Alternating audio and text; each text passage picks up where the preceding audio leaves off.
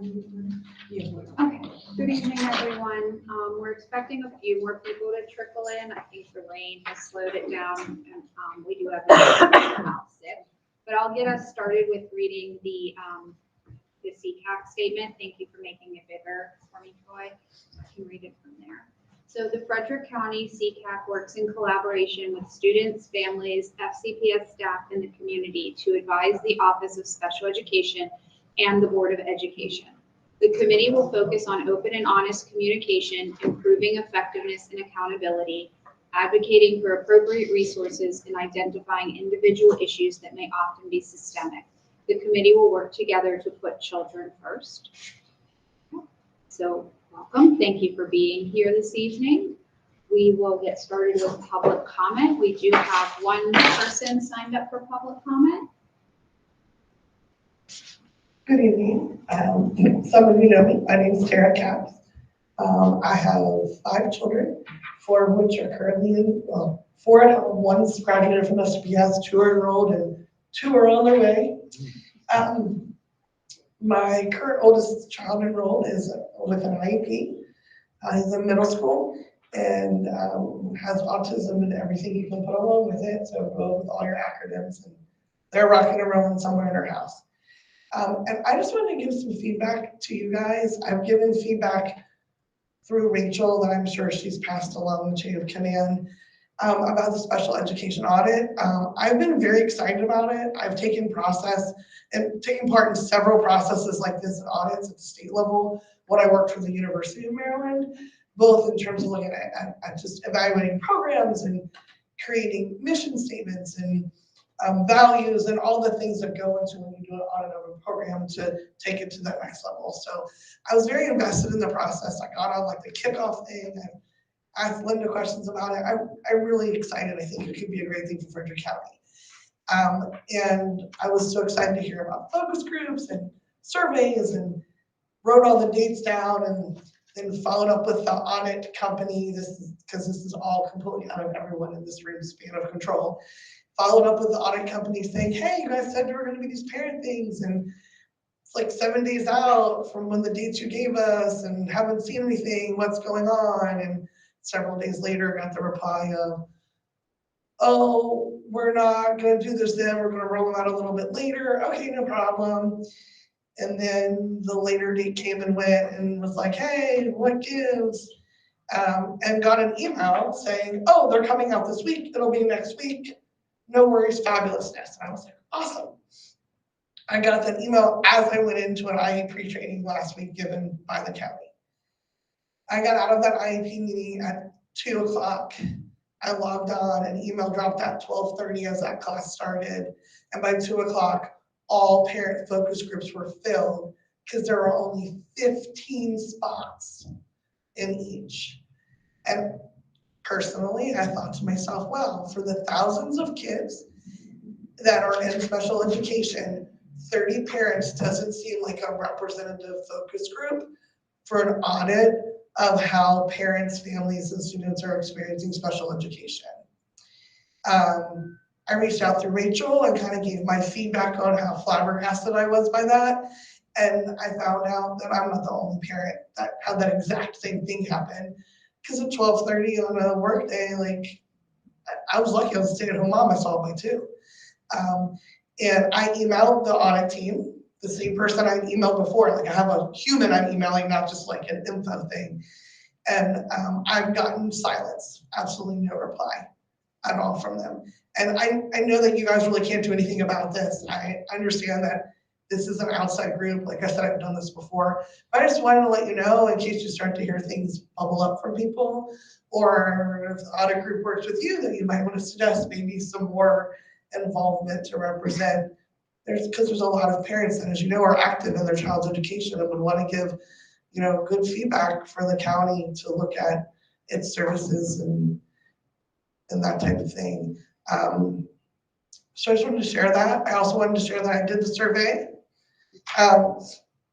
And I thought the survey was very interesting. I thought it was very qualitative in opinion and interesting, some of the data that they collected from us.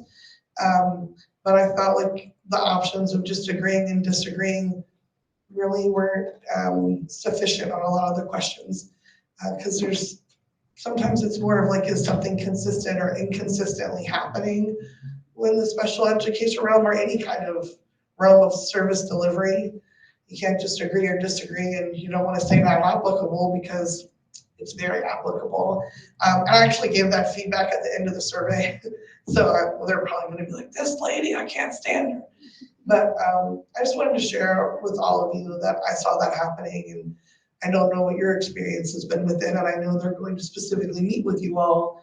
So since I know you represent my kids and myself as a active member of the school community, I thought I'd share those thoughts with you. But also want to let you know that I'm glad to be here, and you guys all rock. Lots of you have helped me in my journey with all of my children, so thank you very much. Thank you. Of course. How many children are in special education in any given year, or currently, and how is it spread amongst the different grades, approximately? Currently, we have about 5,600 students with individual education programs, with a large quantity in our elementary schools. There's 38 elementary schools, and early intervening has the most direct service. But we don't have those exact numbers to share right this moment, but that's a generalization. I could if my account wasn't locked out. I'll pull it up in just a minute. Yeah, and then they are actually issuing more focus group for parents. It would be great for them to communicate that out, or if you guys can. It was even communicated in the FNP. Okay.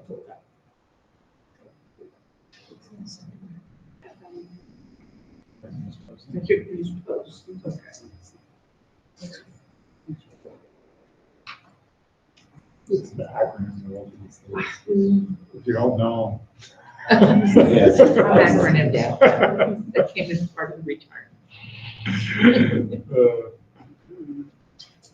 So when the IRC and I'm thinking, oh my God, what is that? So the next thing on our agenda is the approval of the notes from our last meeting on January 23rd. They were linked in the agenda and linked in the notes page. If you had a chance to review them. If we have someone to approve them and someone to second them. Motion for approval?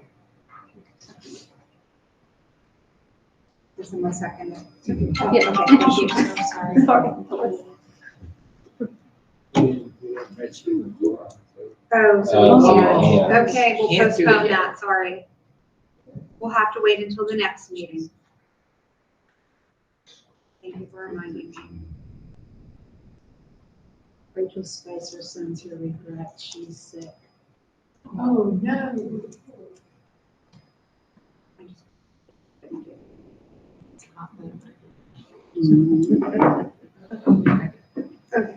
Okay. David will be a little bit late. He's coming from a training for his work. Clinton. In the rain. David just called me a little while ago and said that his ETA should be 6:50. So he has 1 minute. Ooh, 1 o'clock. That's just pulling the parking lot, that's what that is. Yeah, he's out there eating his Well, dinner. he was coming from Arlington. He had training today, so. You gotta learn, you always, add 10 minutes to the ETA, that way you show up early. That's right. Yeah, I'm here early. It doesn't have that. Is anyone besides Marlena isn't here? Is there anyone else from membership that can speak to the membership committee? We updated the form Okay. and pending any additional feedback from the subcommittee, I think we're ready to pass to the communications team for distribution. You mean the application, right? Yeah. Okay. We did have some members resign in the last month, so Alyssa Grimm has stepped down and Kathy Florindio. Florindio has also stepped down. So they are no longer part of the committee. Besides those two, I think the major openings are actually with the student member. So we look at our openings as how many people are up for renewal. And we'll ask everybody to let us know if you're up for renewal, what your intentions are. And then obviously we'll put it out for distribution everywhere, but I think the openings lie mostly with the student. We have 3. We allow for 3. We don't have any. 3 students. Yeah. I don't think there's any parent openings. If everybody renews, it's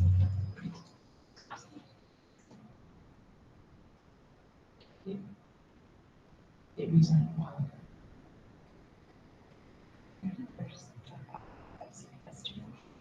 Yes.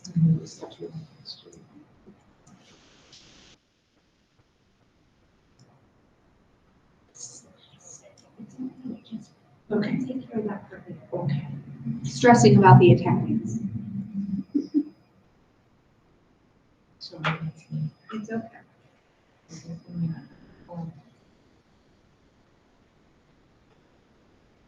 So for the members that resigned, we're not looking to replace them, right? Because it's so late into Now this. replace them now. I think it would just take too long for us Yes. to meet and review Okay. it. We have, in the past, we've ranked them, so it wouldn't be terribly hard, but we'd have to get together and review because that was the previous head. So we have to review them. I think it's wiser to wait, but I agree. we'll do what everybody. Oh, he's 2 minutes late. That's right. You're good. That's the chance to watch.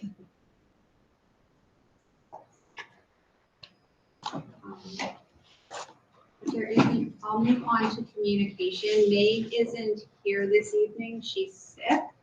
I don't know if anybody else from that committee wants to speak, but she did send me copious notes that I can share out on her behalf. Okay, let me go to those notes.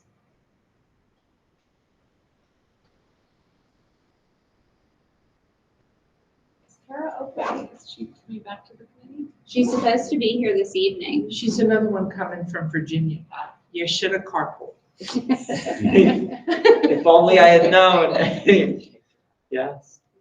Okay, so Meg shared that the website is live, but it's currently under construction. Did she share that with you all to bring up or no? We made sure to get it on block. Okay, Somehow it's on blocked block. up. It was. On block. Mhm, okay.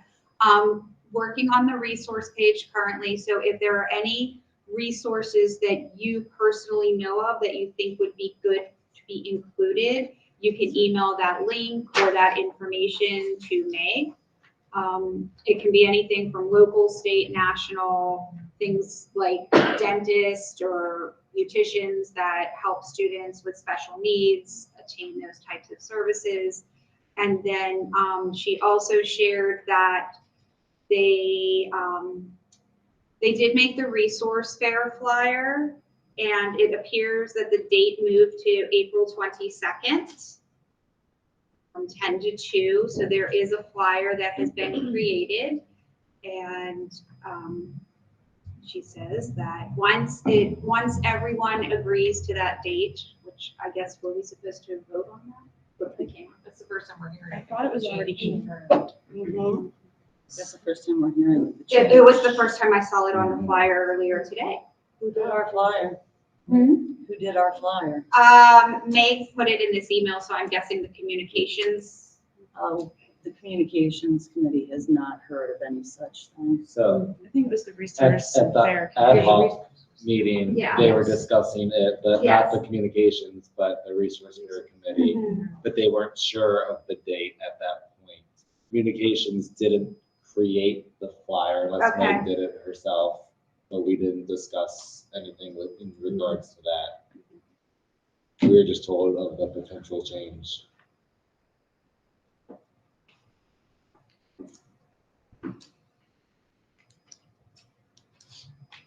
So I think that I was floating during the ad hoc meeting, and I think part of the issue was the time factor, and there just hadn't been enough time to really put the energy and effort towards it that needed to happen. And so there was a little talk about changing the date. When I saw the flyer, that was the first time that I saw a new date. But I know that that was the conversation behind it, because from the time we had that meeting until March 18th, just at that point, even the emails to see if who would be interested in being part of it hadn't occurred yet. So it was a little bit behind in the planning and preparation. Do we know what month we had it last year? March. It was in March. Mhm. It's typically always been in March. And I'm assuming they're putting together sign-up sheets for everybody. So I could see that some people had made some responses in the CCAC Gmail. So I know that they must have sent something out, because I can see, oh yes, we're interested, or no, we're not, in just the general mail.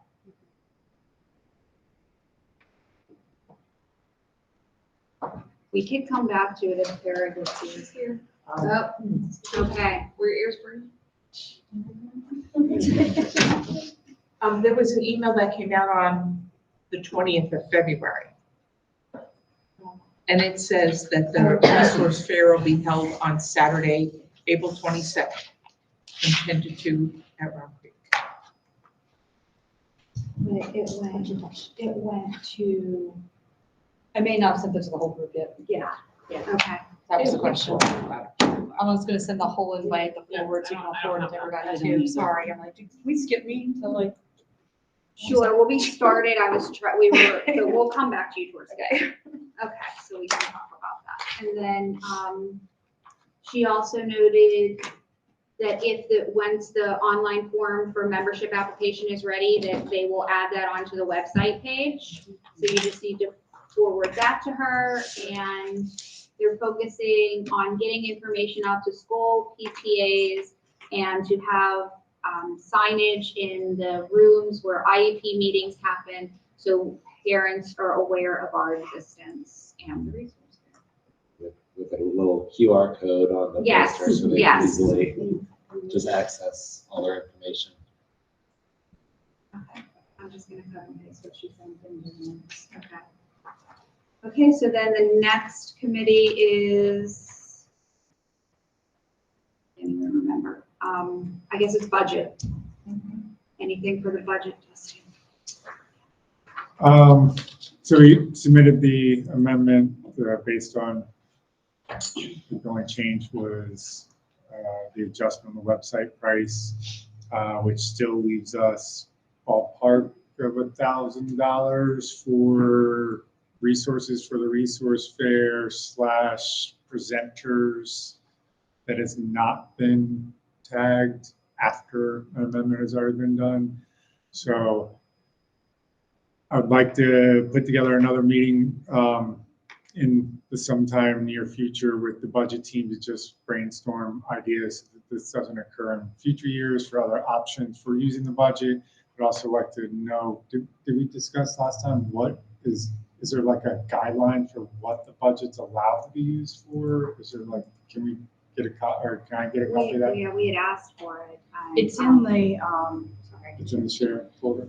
yeah, it's part of the grant, like the way that the grant's written. Okay. And so if I wasn't here the last couple times, but if you were to want to change it to a different category or things like that, another amendment would have to be done. And I don't know if that's just would have to be another amendment, but the codes of where we have it today, we wrote it somewhat broadly, so we can be somewhat creative with how we use it, as long as it fits in those categories that we currently have. Sorry, I have it up there somewhere. Yeah, well, for this year, I was just gonna throw it to you in the resource fair to say, hey, brainstorm and use up that money real quick, because that's already. We have 400 that I was gonna ask the committee if we can use for that, and then that leaves us with like 600. Right. And Rachel Spicer sent forward something to me about having a speaker come and talk about big trucks. It's some kind of a sensory, She's an author, yes. and so I don't know what that cost was. I hadn't asked for the cost on that yet, but there was an author that wanted to do a reading. And I can pull up the yeah, if you invoice to could, that'd be double great. check the cost. Sorry, I have some more in here to tell you. Somewhere in my notes, I was gonna ask you and everyone else. So it's listed on my chart is entertainment, but typically we have Chuck Flayhart that'll do like presentations, juggling. He does a lot of entertainment pieces of it, but he also does some education for the kids that are there. So we were able to use him in the past. He typically costs around 400, and that was written into the budget. If it didn't work here, I'd have to ask Rachel if she could do part of that, because he's been great for years. And then that author was a possibility, and we need to come up with something else. But I think there's a couple different ideas we've had, just a matter of finding a time and place that we can support it and bring in another type of speaker. But I'd like to hear from this group too on what topics, and is Rachel here? No. Sorry. What kind of I know that she has been working a ton on having lots of different types of speakers coming in. I think there's a depression one, there's an anxiety one coming up. If we ever used like Pathfinders during April, they're usually free, but if we wanted to have another type of speaker in April, it's always a good time to bring in a speaker around autism, but we don't have to. But we could always support that budget as well and kind of like co-brand it. But I know in the past, ADHD has always brought a big crowd in because it spans multiple disabilities. Dyslexia will bring a crowd in. Anxiety, I think she's already doing the anxiety, right? So that's one of the ones she has coming up. But if you guys have any other thoughts and ideas on what type of speaker or other things we've done like a book club and then had that author speak. So Peg Dawson spoke a couple years ago. Her book was all about like executive functioning. She was relatively inexpensive compared to others. Amy Pleat Odell does some stuff for us in the past, and hers is usually more around inclusion or just like sometimes executive, more about inclusion and transition services. It tends to be her like a specialty area.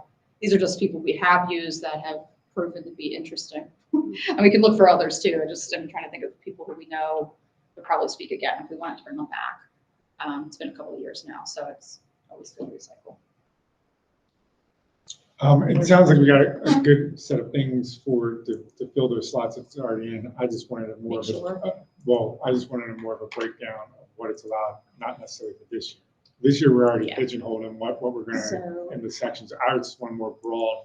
That way, for instance, things like, I saw this flyer for Parks and Recreation that it's $7 for special needs children to show up to an open gym. And I'm like, I could go to any open gym any night of the week and play basketball for free. And you're going to ask me for $7 for my child, like my special needs child? Are you kidding me? And a lot of times it's a good point. A lot of times what the Rachel's group would do, or Rachel's position, or we could do is help fund that. That's a great idea. And I think what they do that for, at least in my experience with Parks and Rec, is because they bring in the extra staff and they have to pay all their staff to be there, and they bring in extra staff. But in the past, Partners for Success and or CCAC would sponsor, we might set a limit, like the first 100 that signed up. And usually Parks and Rec would then give us a discount. So in a partnering position, like if it was really going to be $10, we would pay $5 a person to supplement it, and then we would have extra volunteers on hand to also be part of the staff ratio. So those are viable options. Yes, those are usually, I try to remember where it would fall in that budget, and if it actually has to be changed, I have to look at it. Well, again, I'm not worried about this year. Tonight, but okay, for next year. I'm not even talking about this year. I'm just looking for, I'm planning on being in this position for a couple of years now. I took it over.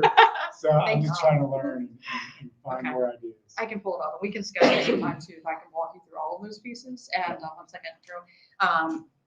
If you could ask whoever our person is, I haven't seen it in a while, but the budget codes are helpful too, because it just gives us ideas on like, I don't know what the codes are now, but yes, all of those things. Okay.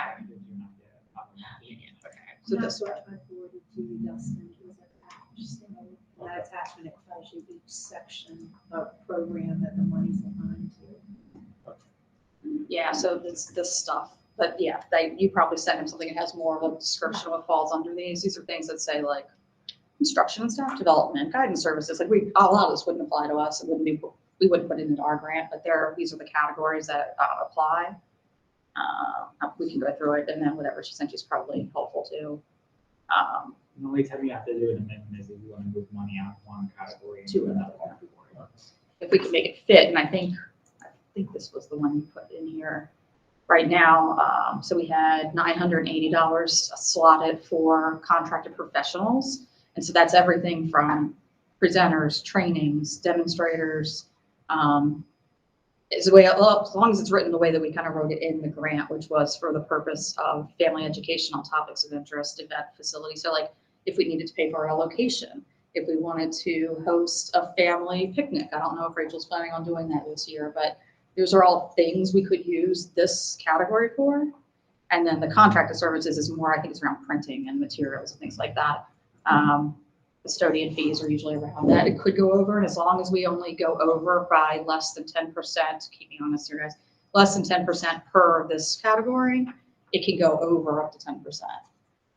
So it doesn't have to match that exactly. So when the salary comes through, depending on the two that are there based on their hourly rates, it's not going to come up to 460 exactly. It's going to come around that, and we can slot things around as long as the category doesn't go over 10%. So sometimes I do the math here too, and you could go over if we wanted to. And then Rachel may be able to partner with us if we want to get something that we can't afford. Yeah, we should definitely, I'll go through that. Sorry, Drew, did you have anything? I just wanted to comment on a suggestion for Unstuck and On Target. Oh, yeah. I believe the CCHEC did that previously a few years back, but like it would consider. Yeah, we had Warner, Michelle, Monica Adler came and spoke, and I think she came and spoke directly to CCAC at one point just to tell us about the curriculum in general. And then we had, we hosted a event where she came and spoke to both parents and teachers. Yeah, she was very good. I don't know if she's still with that group, but I think the book has like 4 authors, and so the curriculum is owned by multiple people. Might be something looking into. Thank you.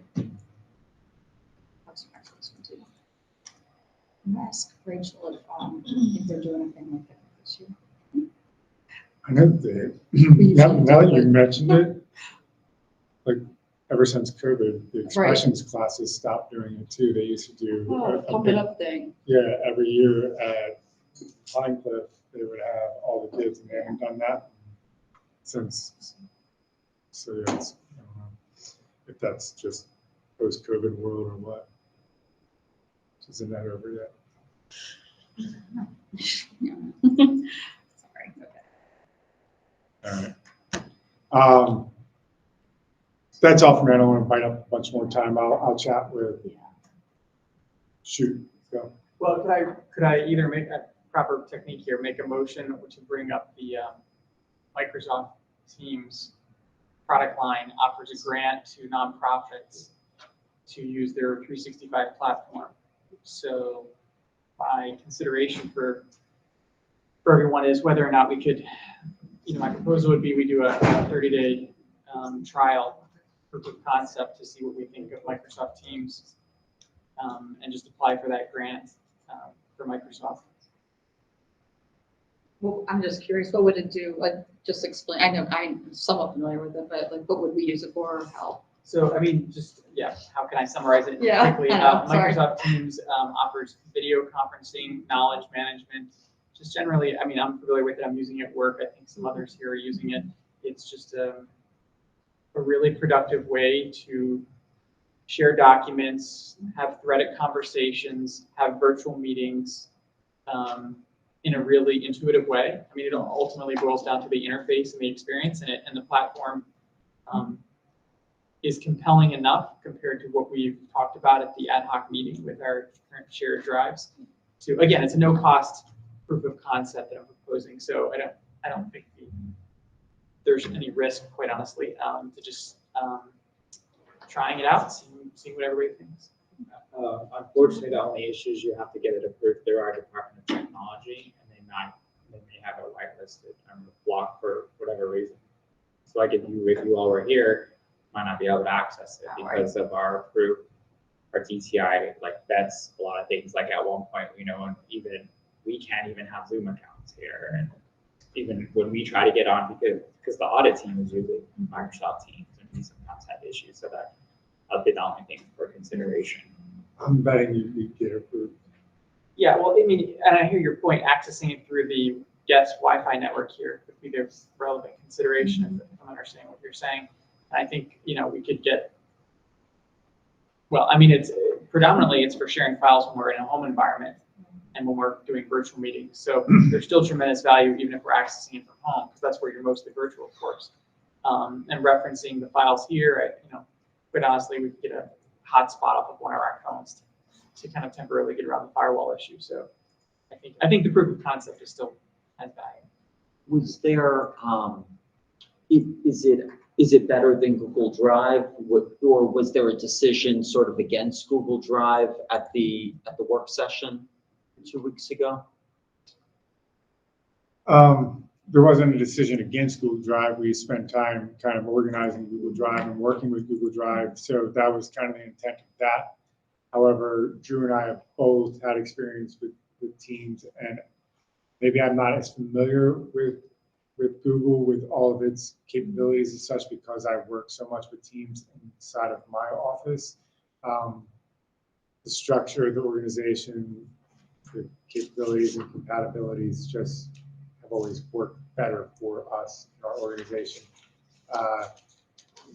Google seems more sparse. It's like, I don't know, I have my Gmail and I have my Google Chat, it doesn't seem like it collaborates together internally like Microsoft Teams does as well. At least that's my experience. So we use it to organize our tasks, our projects, our communications. So we have chat groups. We have in those chat groups that, stores all of your communications, which ends up giving accountability to people actually doing what they're saying they're going to do and having the meetings and anytime, and you can see right there in the chat groups on the Teams who's actually interacting, who's being active, who's not, and it just creates a better working environment than what I've seen in here so far. Google does less all that chaos. stuff. I've done both. So from a business perspective, I always prefer Microsoft, I'm not gonna lie. But now I've used Google in both the education world and now the business I work with now uses it all as well. And with the right account levels, it does almost the exact same thing. So I don't remember if FCPS has, I think you do, but I don't know. I don't think they have everything. Yeah, G Suite. Yes, I mean, it does, it's just slightly off. It's just funky and it's different. Once it's you get not, comfortable with one yeah, thing, that's been my experience with both. Like I'm more comfortable with it now than I would have been even when I was working at FCPS, but now I use it all the time. I mean, it does a lot of the same stuff, but you have to someone has to set it all up first. And that's honestly, that's where a lot of it comes in. It's just having someone sit down and organize the whole thing. A couple of years ago, I started the groups, I did all the stuff, but then it's also teaching it. It may be more Microsoft might be more intuitive in terms of like newbies using it. Because I think with like the Google groups and stuff, you get invited and you have to accept. You don't just kind of get assigned like you can with Microsoft. So that's been my experience. They've been similar, but different. We've used Google for so long and not seen a ton of benefit, at least for the Yeah. committee. I mean, I would be open to start a conversation about if it's a free trial. But I agree with you. If you guys are familiar, you maybe could walk us through it and set it up and that kind of thing. We'd need like someone to maybe be a head point for that. If we're gonna give it a shot. Is there a security issue with the chat and recordings? I don't think For there the will be. school. I mean, I know the system, if we need to get Teams a- has it, but is there? I do a lot of government contracting. They prefer Microsoft way over Google any day of the week. I don't believe there's going to be an issue with security or sensitivity. If we have to run it through a process, I'm sure that we might have to do that, but I'm quite certain it'll get approved. Microsoft Azure and their cloud services is one of the only FedRAMP certified cloud services out there. The security is top of the line. So I'm not, the Zoom thing, Zoom was a newbie when 2020 hit and they got caught with the pants down a few different times. That was, so, Frederick County government uses Teams.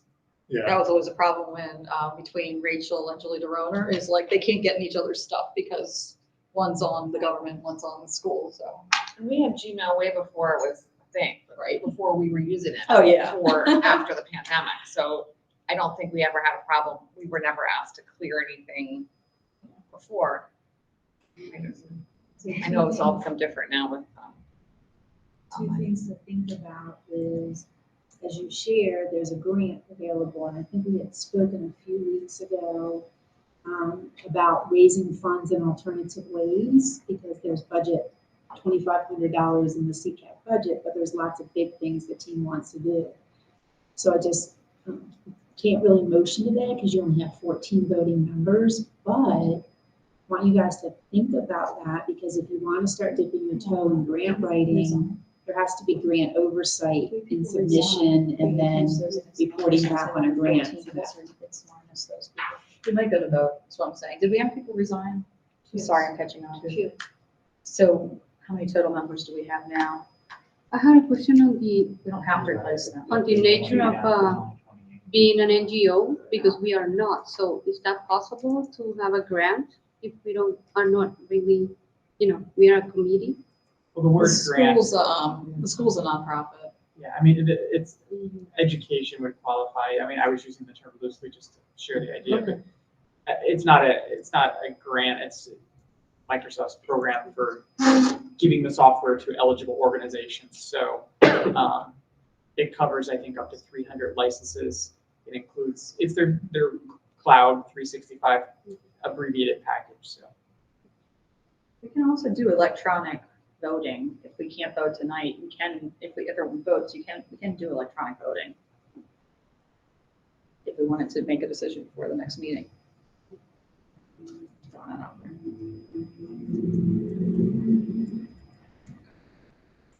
So it's not a grant, so we wouldn't have to have the oversight, right? I mean, the only thing you just want to think about is you do have some FCPS folks, if they use their devices, they might not be able to access it because of our technology. That's the only thing I mentioned. Obviously, your personal devices, you'll be fine. right, I mean, like I said, I'm not proposing that we use it. I'm just proposing that we do a proof of concept to see what everybody thinks. Are you saying that, do FCPS not use Microsoft Office at all, like for itself? They use or all- what- You Okay, can't download Teams. It won't let us unless we have technology actually password in. So it's not an approved virtual platform. so the main concern is the video part of it, as if Teams is just a video chat. And I That's what- actually, I use Teams through work.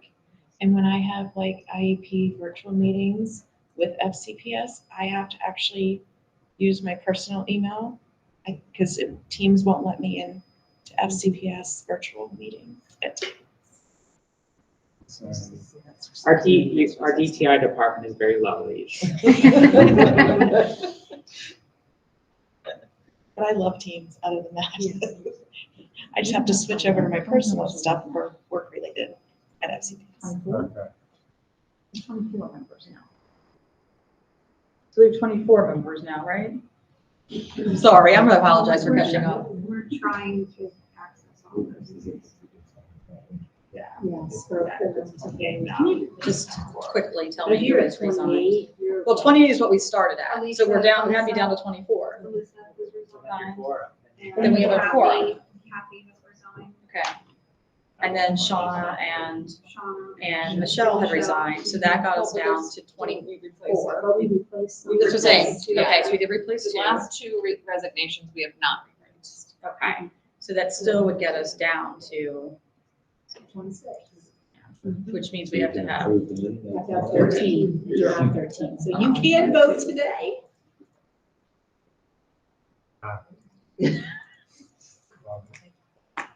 Did you want to put your motion forward one more time, see if somebody would second it, and then vote on the team investigating that?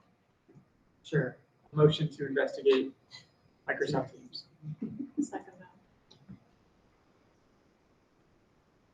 Is that one favor? All in favor?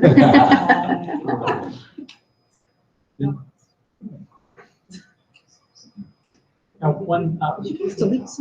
one requirement I think I mentioned to you is they want to make sure that this isn't just a local homeowner applying for a free license. So we need to provide the official address and the tax ID number to I validate. think there needs to be one conversation at a time, Go ahead. because we're recording right now, and this is gonna get published on, publicly to the entire community, and they probably can't hear with multiple conversations at once. Go ahead. Sorry, so I just wanted to acknowledge that we would need the tax ID number and the address for CCAC just to submit that application, just so that they can validate we're not a homeowner. We have to use FCPS as tax ID, because CCAC doesn't have an individual. You can't, the Microsoft Teams, that's what Right. we can share. and Yeah, stuff. we CCAC doesn't have their own tax ID. They're not a nonprofit, it's just a committee of FCPS. Not under CSAC? Not under the state doesn't have one? You can find that, that's a good question. How do they allocate that 2,500 each year if we did Comes not? through Through FCPS. It has to grant through FCPS. Ultimately, whenever you all complete the budget, one of us signs off that we're agreeing with what you all did.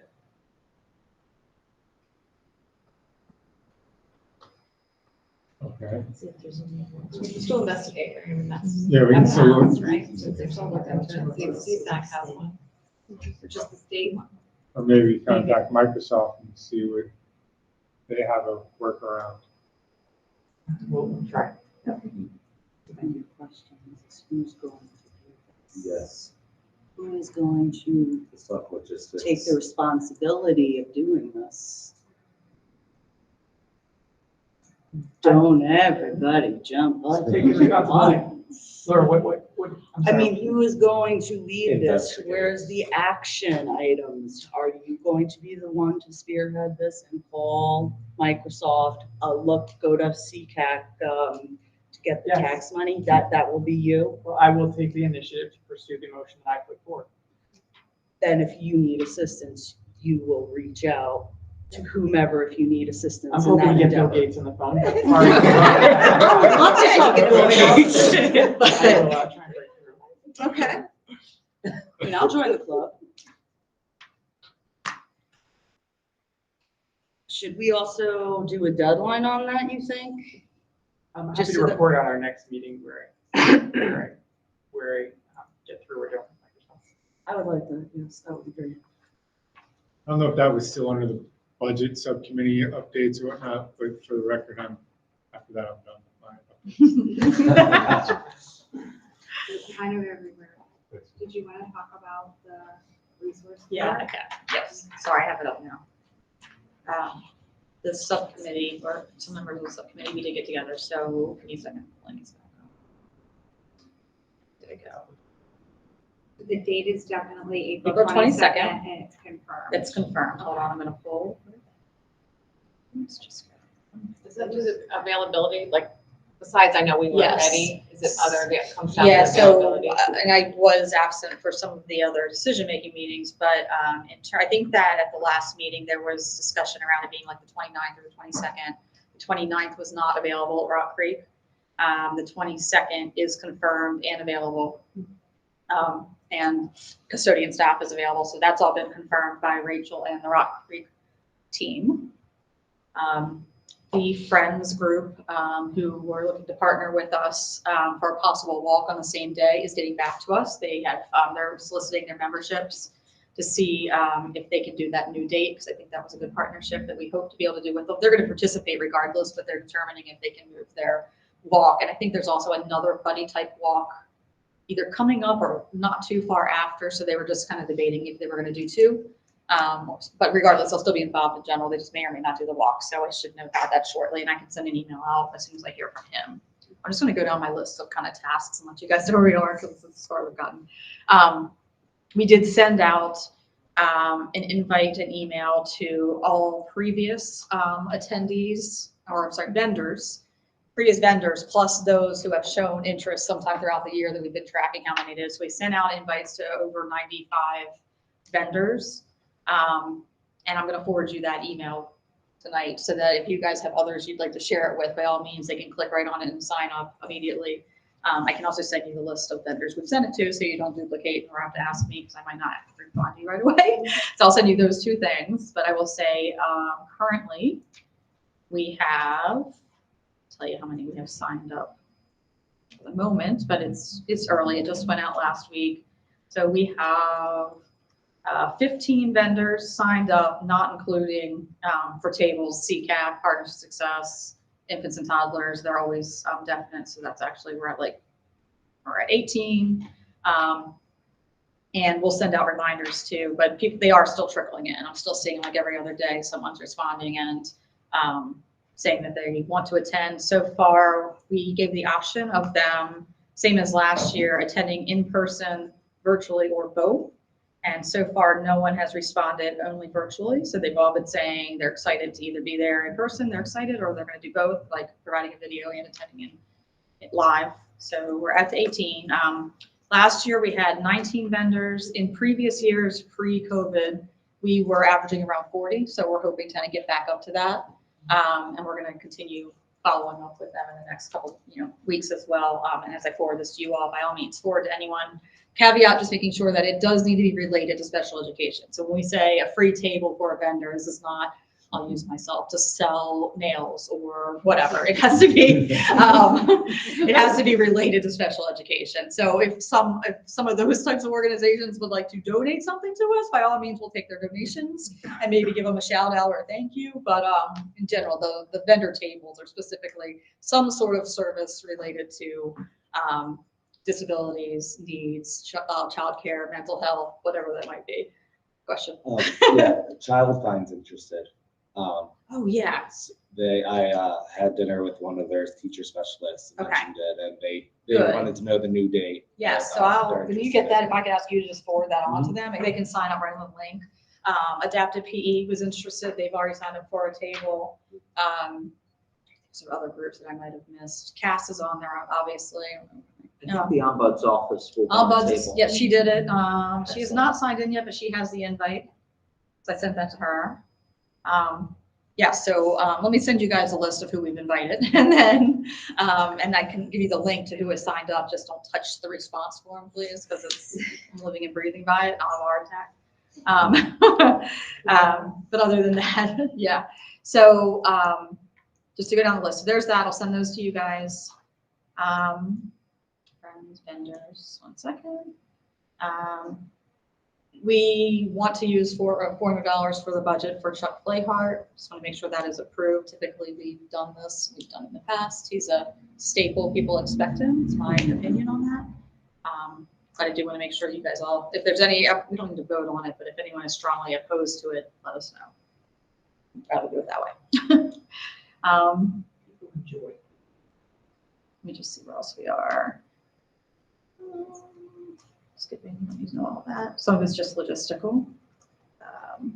The flyer, did Meg give a readout about the flyer? She was here, I read out, but I couldn't bring it up. Okay, so I'll also attach to you the flyer that it was designed by the communications committee or kind of updated last Yeah, year's. it just said that once she hears back if that's the official date, then they can.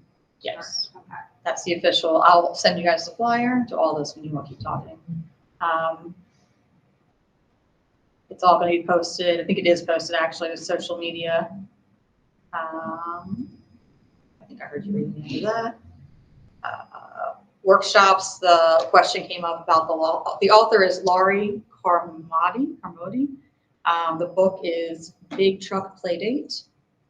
The description of that book is when Corey's school hosts a semi-truck extravaganza, his tires squeal and his heart revs. He can't believe it, but the crowd of classmates quickly leaves him feeling overwhelmed. Corey must find the courage to be his unique, enthusiastic self before missing the opportunity to have his very own truck playdate. It's really his insight and imagination story about the perspective of a boy on the autism spectrum demonstrates how our play can connect us with new friends. So she's interested in being both a vendor at a table, but also we could use her as a reader. And I think that is something that both infants and toddlers and Partners for Success was interested in doing, and we could fund that or share funding of that. That invoice in fact is $290. Is that how much that one was? For her. I don't see it yet on social media. It's the flyer for the resource fair, is that what you said? Yes. Is it on there? Not yet. Okay. I'll forward it out, and then we'll let Meg know that that is the date that was confirmed. Big truck what? Big truck play date. And it's Laurie, Laurie Carmody, CARMODY.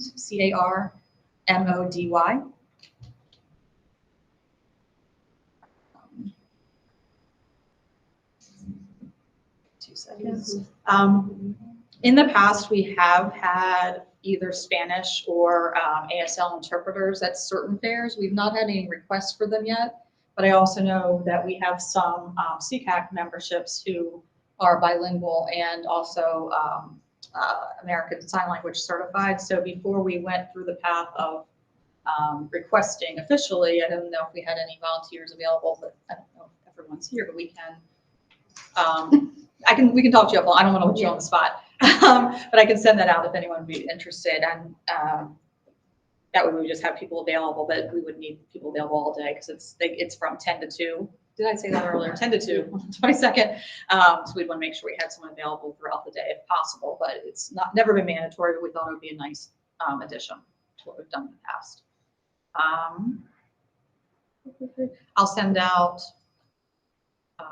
like a sign up registration form if we could have any extra volunteers just to help bring people around, show them where the tables are, direct people. We'll do a walkthrough at Rock Creek kind of the week before and block off areas that we don't need them in. It was pretty easy to get around. I don't know if you've been to Rock Creek, but there's a big open courtyard in the middle. And then last year we utilized the cafeteria, and it was easy to kind of corral people to the right places. Depending on how many vendors we have, we'll either use the cafeteria or the gym, just based on the size of it, and we'll make sure that that's easy to get around. But we can always use volunteers to staff the tables and also to just help crowd control and help with the day and make it exciting. Sarah, does the flyer have an RSVP? Let me find it. I was just saying, because then we can see what accommodations are needed in regards to language support. Yeah, we can ask for it, and that would be a cost, so add that. I don't know what it costs us anymore for like Spanish or ASL interpreters. Do you guys know what the hourly rates are at this point? At least 50 plus. It doesn't have an RSVP date on it, the flyer. If we did an RSVP through Google, then we could just say, do you need an accommodation? And then if we knew ahead of time to cut that off, Right. we could request that. It just would be a little bit more expensive because it would be on the weekend. Right. So it's first offered internally to our staff who are interpreters and language interpreters, so that they would have to be paid time and a half at their per diem rate. So it would be a chunk of that resource fair money. I wanted to talk to Jenny to see if she had availability that day, who was on CCAC from American Sign Language. And I don't know, Claudia, if you're available or not, but that might be an option. So it may not be official, but if we had folks there, it might be helpful. And if we don't have volunteers, then we can determine if we need that. But let me pull, sorry, I'm trying to get connected to the internet. We can easily add an RSVP, like I forget how I used to word it, but something along, like if you need any accommodations for language or other, I'll find the wording. Can we back up then? Yeah. Real quick. So the big truck play date, Oh, yeah. the $290, just to have a firm grasp of what we're talking about here. She wants to be there one way or the other. The $290 is for her to basically read this book. Well, and for her to meet with people. It's like a quiet area. We would set up like an area where people would have to RSVP to go to that. So we've had workshops in the past where they've signed up for it. All I'm They, getting, yeah. yeah, all I was don't know. getting at is if that's the case, if maybe we want to throw this one out to a vote, even though it's already in the budget. If it was me, in the nature of inclusivity, I'd hate for someone to show up there that is not English speaking and not have the resources. So if we do not end up internally being able, then, and the sign language and interpreter goes over, then I would choose that over the big truck play date. And I'd like the motion that be approved. Yes. Prioritize. Yeah, prioritize it that way. Fair enough. That's my opinion. And I honestly think that Infants and Toddlers has offered to pay for that. I have to confirm it, but I'm pretty sure Infants and Toddlers has offered to fund at least some part of the author speaker. So I don't know the exact cost on that. I have to follow up on that. I just found that. But so prioritizing the everyone's interpreters, okay. Yeah. prioritizing interpreters over funding the speakers. Right. If we didn't have volunteers. It's Is that right? 4 hours for the ASL? What's that? It's 4 hours versus the interpreter? It would need to be 4 hours, so. 'cause we Yeah, know and people are it's, in yeah, shape. like a key, I don't know what they're doing this day, so I can't volunteer them, but, is there like a key period of time that it gives a volunteer? That we would definitely need them if they can't do 4 hours? I mean, we could split it up. We could split time up if it wasn't the official request. If it was I just understand you volunteers, usually we need could split. like two, if it's a long period of Yeah. time, you'll sub. Right. them out. Yeah, It's a lot. yeah, it's a lot. We can round some of that down this week. Guys, do you have Yes. some of our schools send all parent stuff in English and Spanish? It's like a Spanish version of the flyer. She actually was asking about that, and seeing, Linda, if we can utilize whoever we have in, your offices that could translate the flyer for us. Is it done on Google? No, we have. Yeah, we actually pay, because Google Translate is doable, but not proper. Yeah. Yeah, yeah. Sometimes it gets the message across, but it's not well done. But yeah, they have someone on the big staff. Get them to translate it. So somewhere we need to remember that whoever's on Meg's team should tell her that we can get that done, send it over to you guys once we add an RSVP, something to it.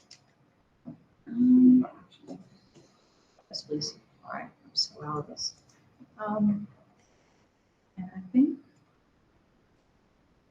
Patty, was there a question about if we wanted to redo any of the CCAC documentation for budget for this, or did we find updated materials? I can't remember. We found updated material. Okay, so we don't need to use that. So going back to the budget, we still have like $400 that we need to spend in materials before the end of the year too. Well, that could be for those posters that we're looking to do that Yeah. go in all the schools. Okay. You know, it's a little. It's a QR code. QR code, thank you. Okay, that's the gist of it. I think that's all you guys need to know for now. I'll send it all to your notes, but just going down our checklist of items. You know, one thing that I meant to mention when we were talking about communications and our website, one of the questions that we had brought up at the ad hoc meeting was if we could post our meeting notes on our website.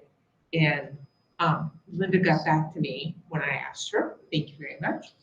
And it said in order to stay compliant with the Open Meetings Act, we could post links to board docs when our meeting notes are posted in preparation for the CCAC meetings. Yeah, if we posted separately as a board committee, we'd be in violation of the Open Meetings Act. However, if you link it to the already posted board docs posting for each meeting, then you're just advertising our website. So.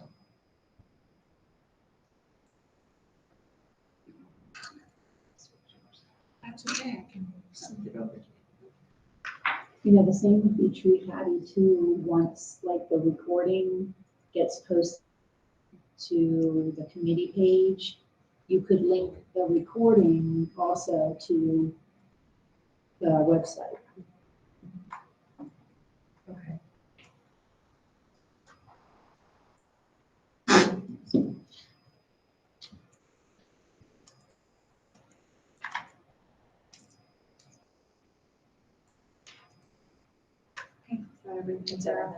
Okay, so I want to acknowledge that we are way over time. But the next part was old business. And so some of us did meet here on the 13th for an ad hoc meeting to work on cleaning up the Google Drive and making sure that people had access to things and could see the agendas and the notes. And so I think everybody can see it because I sent out email through CCAC as well as through my regular email, just to see if you got it. If you have no idea what I'm talking about, that probably means you didn't, and then I should probably get your name so I can make sure that you're there. But I tried to triple check to make sure that everybody could see it. We did do some cleaning up, some file organization. We split into our different committee groups and kind of went from there. to organize it. It's still not perfectly organized because there's lots of years in there, but at least the things for this year are easier to find and access. And is there anything else? Okay. If anybody else that was here wants to add anything. Okay. I thought it was a very productive I did meeting. too. I thought it was I enjoyed it. incredibly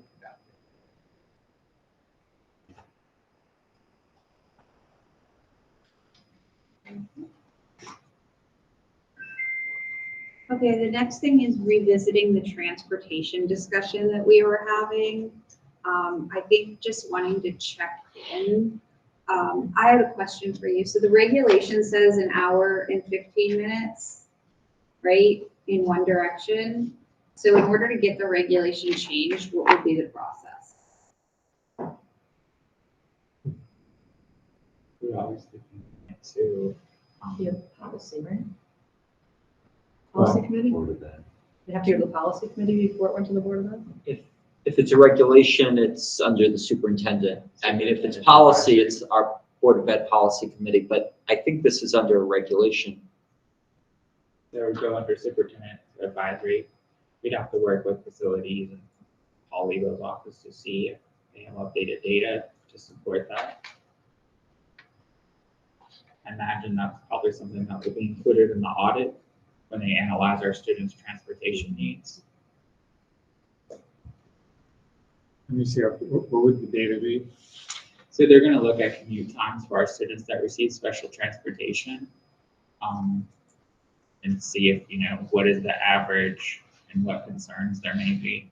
Are they comparing it to gen ed, or are they comparing it to an hour and 15? Because it's under an hour, are they just comparing it to that regulation? Or are they gonna be like, hey, all the special eds are an hour, which is still under that hour and 15, but all the gen eds is 30 minutes. This is not. So that's something we can ask them to, that's another data point that we can ask them to analyze the comparison of gen ed to special transportation.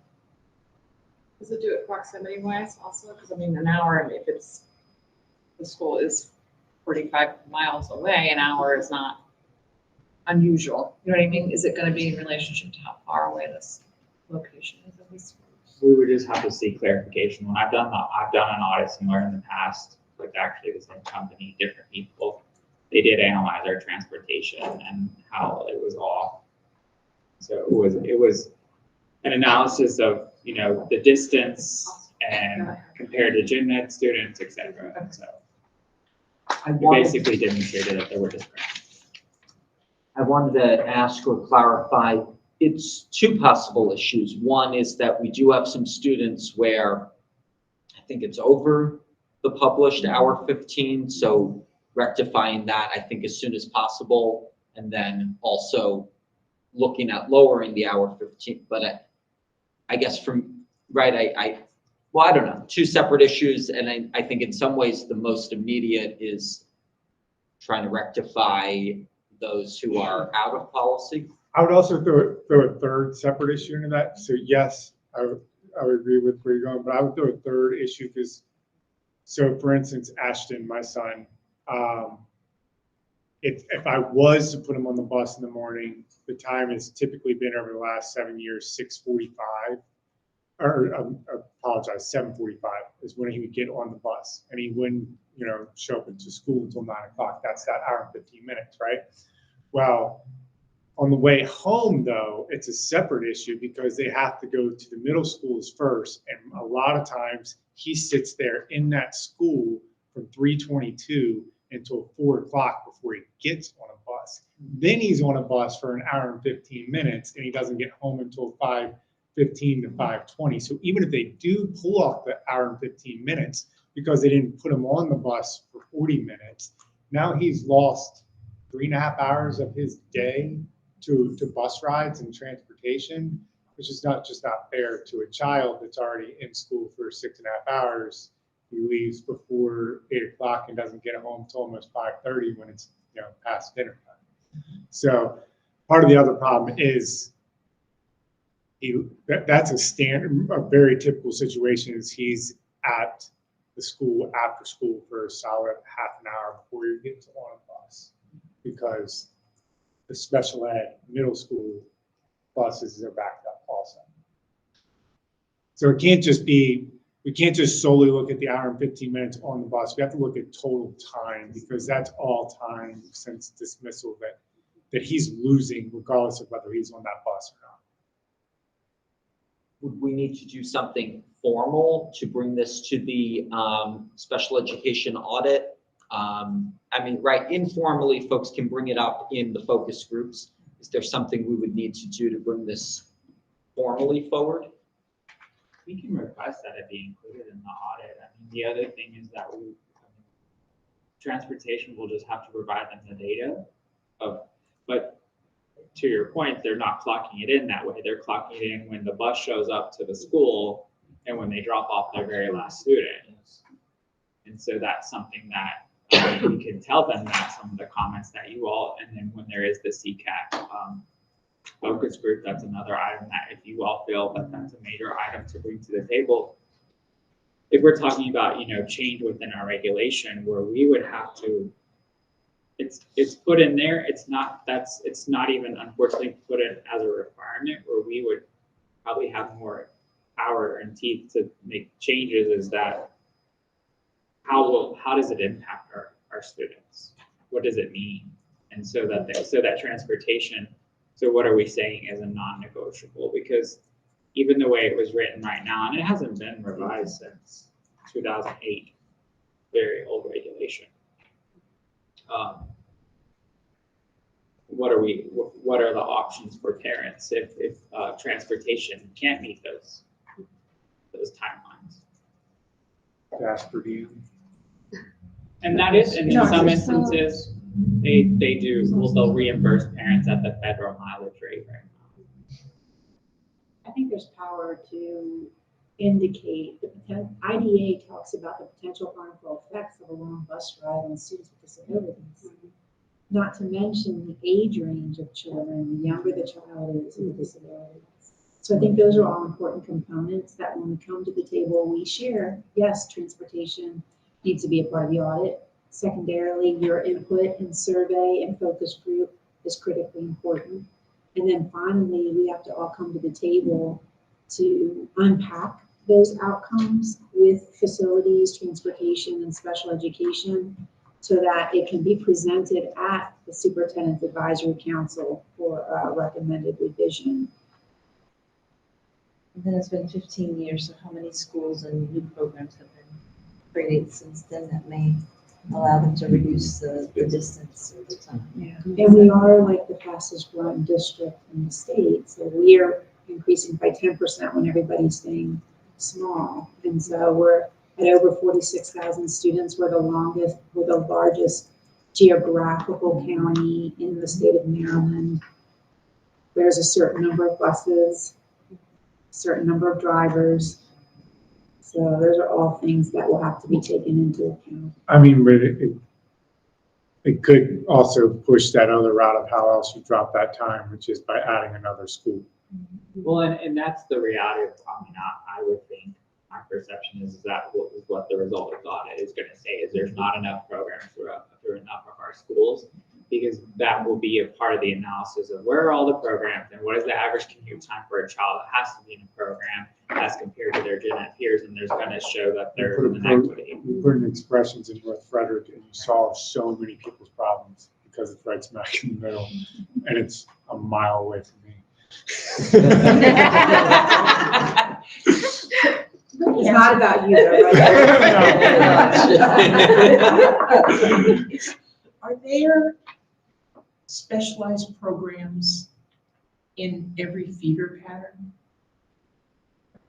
Not every specialized program. Not every specialized. Like for instance, elementary has 2 pyramid programs that take care of 9 meters. There's one middle school expressions program at TJ Middle. There's one high school expressions program at TJ.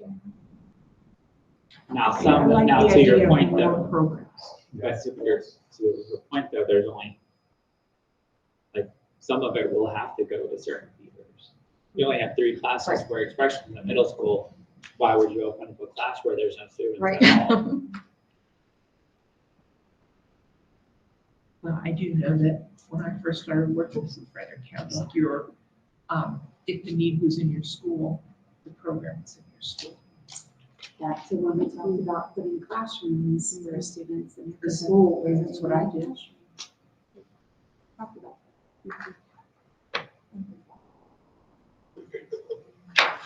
As directors, are the two of you responsible for the children meeting the criteria for bus rides, whatever that criteria is, which I believe is set in the law?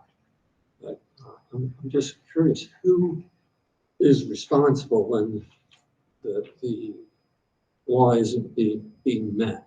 Do you actually have responsibility, or is there somebody within the organization who's supposed to keep track of that and make sure it's corrected if it gets off where it should be? How does that work? a team effort. There's a team effort, John, meaning all of the cabinet together fiscally, facilities-wise, special education has oversight. There's a responsibility that we all implement our regulations as written. So if we go above, typically we hear very quickly from families. And then we have to very quickly come together and say, this isn't gonna work. This bus ride is an hour and 45 minutes. This child is a 3-year-old. As far as I'm aware, you're doing a good job right now with special ed. But my knowledge of it's pretty narrow. But it's a very big problem in some school districts, huge problem. And they get in there and they find out that nobody even is keeping statistics to show how bad it is. I just wonder how you're dealing with that. I know for sure that it will be a part of our audit discussion tomorrow. And I've had conversations with transportation. They do take data on when they're picking up kids and dropping them off. So that gives us, that'll be something that they'll have to turn over for the audit. As in a timestamp or a length of time? Timestamp, there's things. So we could look at the dismissal times versus the point that they're dropped off. So that's actually part of the data. Loaded some of the students on the bus. Yeah, but also when they're dropped off at home. Yeah. that's- So you could look yeah, at the you could- dismissal time versus. Because if they're getting timestamped when they're just leaving, it doesn't always say how long they've sat Yeah. unless Yeah. it's a, Yeah, I think that's another I mean, the actual that needs to be up. the time they're getting on that bus. Well, and thinking about the regulation, one goal is to consider bringing, whatever group the, what's the regulations, like, the languages, the transportation department will endeavor to limit the length, the 1.25 hours in different time. So yeah, it could even be stronger language, like they will limit it. Yeah, and that's where ultimately we do have to partner with the Department of Transportation and to see what the data says, and if that's something that they could say that is something they could write in stone. Is there specialized, special education transportation under transportation? Or is it just all in one? It's all in one, but they have routers and supervisors that work with Lynn and I just for special education transportation needs, so that they get very familiar with the routes and how to set up the routes. So, adding this also to topic for our spring retreat for recommendations for next year, because it never hurts to stick it there too. No, sorry, I'm starting a list for that. Do we know, I don't want to get off another tangent, but I have to ask, do we know, like, for prioritization, new school year starts, do they prioritize sending that kid to the same school that he's been to for the last 3 years versus more efficient districting for special needs kids? If they're in a specialized program. So typically, unless the student, so the way our specialized supervisors work when they are placing students, they are placing them in the closest feeder school, which is within their area. So unless for some reason that program reached an overflow and so they had to redirect them to another school, then they would move them back to the next closest one. But typically, our programs are not reaching that level of capacity where they get routed to the wrong one. But our team does look at, we have actually in our SQL reports, it tells us where their home schools are, because that's information that when we're planning for, if programs are getting full, where could we open up another program, or where do we need to move programs? So. Okay.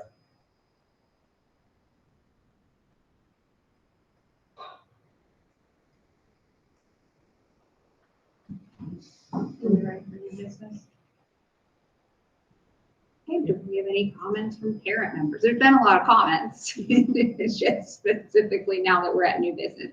Laura? Yes.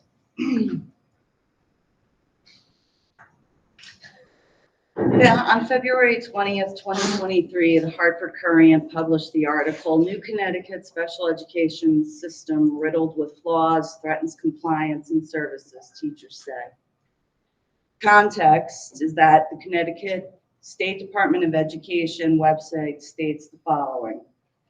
In September 2020, the Connecticut State Department of Education entered into partnership with the Public Consulting Group to support its goals and vision of developing a comprehensive statewide special education data system to make available to all of its local school district partners in 2022. The Courier's reporting says that the platform was touted as the new special education data system that would streamline the design, implementation, and access of IEPs for 85,000 Connecticut students. We have to recognize that the special education data system itself is a problem. It's February 2023. People have been struggling with this program since August 2022. That is Kate Diaz, president of the Connecticut Education Association. Statewide teacher feedback, real-time experiences. User-friendly drop-down menus have been erased. Idle screens, timeout after 5 minutes, deleting any unsaved work. The new system doesn't notify users if two people happen to be working on the same document, and in the same vein, only preserves the first entry to click save. Words typed into boxes disappear from view. Uploaded files cannot be edited or deleted. Only higher-ups have the keys to revise typos or mistakes in finished documents with multiple levels of authorization for something that used to be an easy fix. Time consuming for educators, where the average work time jumped from 1.5 hours to upwards of 3. Meeting compliance requirements, deadlines, and legal concerns. The issues are not due to a learning curve. Teachers don't need more training. They want competent changes. Parent participation concerns are that parents did not receive training on the new platform. Teachers are not equipped to show parents how to use it. And overall frustrations expressed that the point of the new system was to make parents more engaged and give parents more information, and this is not happening. The remedies and solutions, possibly. Eric Scorville, Director of Communications for CSDE, acknowledges that there were system deficiencies that required swift resolution. However, there was no elaboration as to how these issues were resolved and by whom.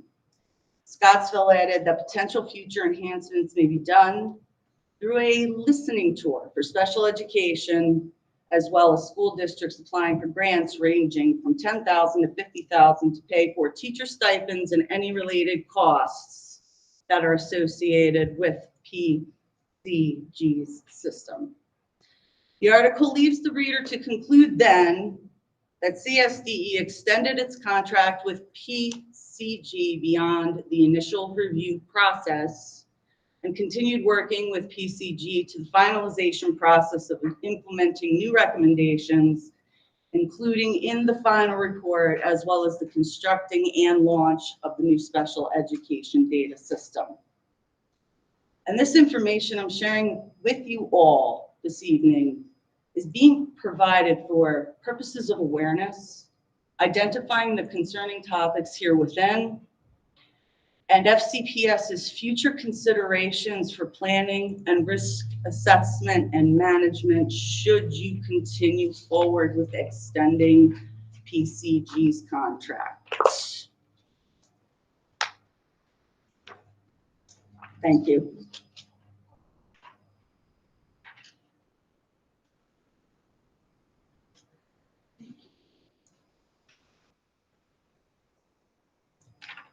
Any comments?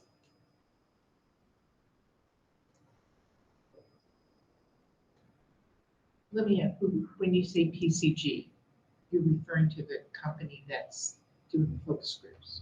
Correct. And this is present. This article came out February the 20th. And it's just a cautionary tale. What I did want to ask our esteemed directors this evening, and I'm not being sarcastic,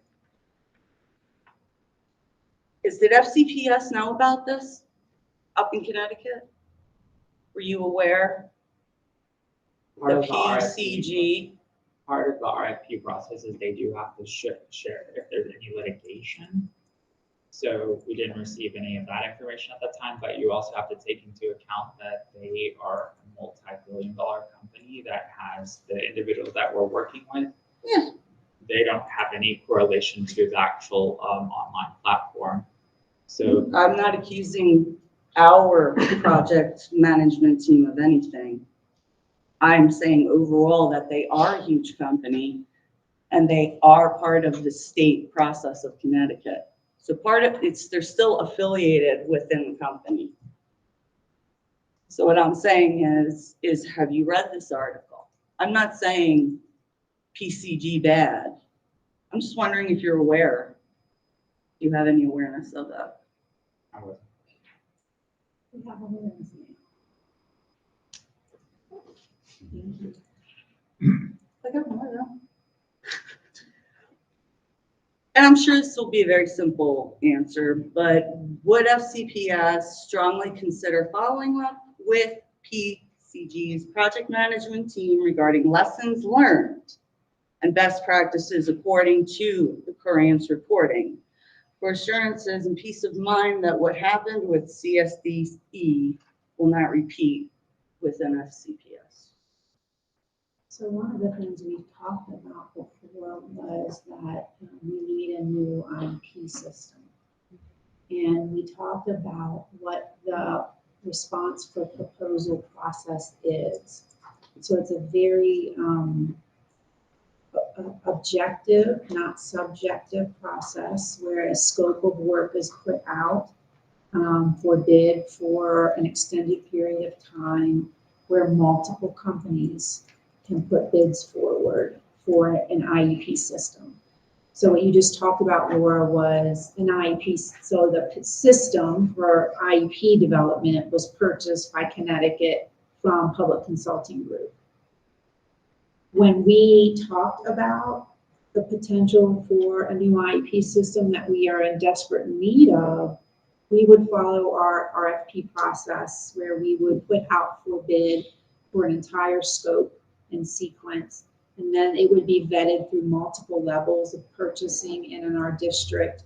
And then there would be a rubric system that would organize hierarchically, and then the purchasing side of our house would open up bids to see the cost and then have to take it before the board. And the board has to recognize and note the objectivity of that process so that whoever rises to the top, they would then have to approve that next level. So we work with PCG in that RFP process for consulting with their sector of the nation, of their group, of their company for the audit. But if we go out for bid for a IEP system, it would be completely vetted through our entire process that we just talked about. And so certainly if they were under litigation and they put forward an RFP and for some reason they rose to the top, that would be something we would have to think about. But we're not allowed to say, oh, we're using you for the audit and could you be our IEP developer too? No, I'm not saying that. And I appreciate you discussing that process. But what I'm saying is this is public information. I found it on Google. What I'm saying is given that this company that you are currently contracted with, will you just ask a generalization question about, did they learn? What did they learn from these mistakes that they saw with Connecticut? And I'm not saying do it tomorrow. I'm not saying it's got to be fast and furious. I'm just saying you don't want to see this happen in FCPS. I know nobody does, and certainly not the board and the departments. So it's just a due diligence factor. It's not asking them if they're under litigation or for what, because that is against the law. But it's just getting a peace of mind. God bless you. It's just one of those things, the due diligence and the peace of mind, and especially that it is public information. I'm sure every one of us is going to want to know the human side of this, not just the hundreds and millions of dollars that's going to be thrown into it responsibly, I am sure. Thank you. Any other community members? Yeah, any other parent members? Parent Before we members. move on to community. I have a quick thing. Welcome, Mr. Jones. Is there a new reason why we have a sheriff present, or is that I'm unaware of? I don't know. I'm just curious. But welcome. I'm glad to have you. So it's pretty, just a blanket thing. They put out all the meetings and we can openly sign up for them. So it's not just for this. Basically, every single group, every subcommittee that has a meeting in this room, this building, has the ability, well, not even the ability. We're supposed to have one. It can have one, yes. Oh. So if someone signs up, they get one. If someone doesn't sign up, you don't get one. Understood. Usually it's the highly contested things that people, and sometimes there's two of us, but that's. All right, yeah, we just never have one. We're happy you're here. Yeah. All these years, Yeah. We're a fairly well-behaved group. Yeah. To that point, it was decided instead of picking and choosing which ones would have support, it was just all meetings across the board. Moving forward will happen. Okay. Well, we appreciate it. Yeah, thank you. Very much. You can have a chair though. if you Oh, want. okay. I'm actually closing my Making a ring. stand. So. I was gonna say it has to be close. Gotcha. It's kind of nice to close my ring. Yeah. If you happen to know the, what am I trying to say? No, the, special education, the tracker. Oh, the Lifesaver. Thank you. If you happen to know who the newest contact is for that, I haven't had a response for them for the fair this year. You can pass that along for me. Yeah. Amber Owens, and I will, Is it Amber? Let me look to see what I have. if you want, watch it, I'll text her. Fantastic. Let her know I sent an email. Let me see who I sent it It's a to. good thing you're here. I do always like having them at the fair, and we didn't have them last year, just it was post-COVID, and I personally have used you guys, which is amazing. Good peace of mind, but I hadn't heard back yet, so I was gonna start running them down. She is actually on late duty, that's why she has not been. Gotcha. But Let me see who I actually had in here, though, so it was, what's it called? Why am I blanking? Project Lifesaver. Thank you. Last name Saison, you said? Owens. Oh, so I have somebody different on there. All right, let her know, and I sent it to A Saison, somebody. That is, sometimes I have outdated information. I'll follow up.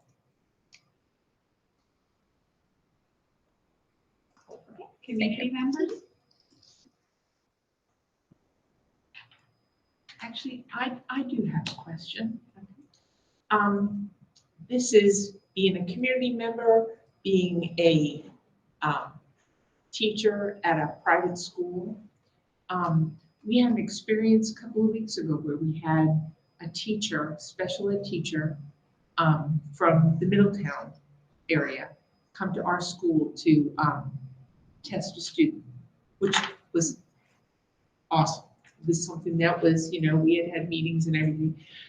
When she came, she intended to test the student for as long as it would take. She had the whole day, and the student has autism. So and needs multi-frequent breaks. She said she had to do it that way because they only had one copy of the Woodcock Johnson in their school. And they have five special ed teachers. And they have to sign the books out weeks in advance. How can you do that weeks in advance? But that's what they have to do. They have to sign them out. And so she could only come on one day to test the student, which I didn't agree with. My principal was stamping her feet against it. She didn't like the idea. But how many sets of books do each school? Do they each have one set of books? Or does it depend on how many teachers there are doing special ed in the school? I have to follow up with the town. We do buy bulk little kits. We actually bought a lot of protocols and kits during COVID, so. And at this point, I don't know if it was Middletown primary. Well, it was probably elementary because he's a third grader, so. But she said that they have a lot of trouble getting the Woodcock Johnson to use because they have a expressions program there. And so that's why there are so many more teachers. They just have trouble signing the books out, so. Well, the good thing is that's an easy fix. Because we definitely have money aside that we could purchase them, so. That would be. Can I ask a question If about there's the a bug in my tests? ear, I'm gonna follow up with them. How does FCPS decide when to change the test that they choose to use for educational testing? Is that something that's a committee that says, let's vote and we'll go like through an RFP where we say we want to use the Woodcock Johnson, now we want to use the Wyatt? What's that process of how FCPS chooses that test?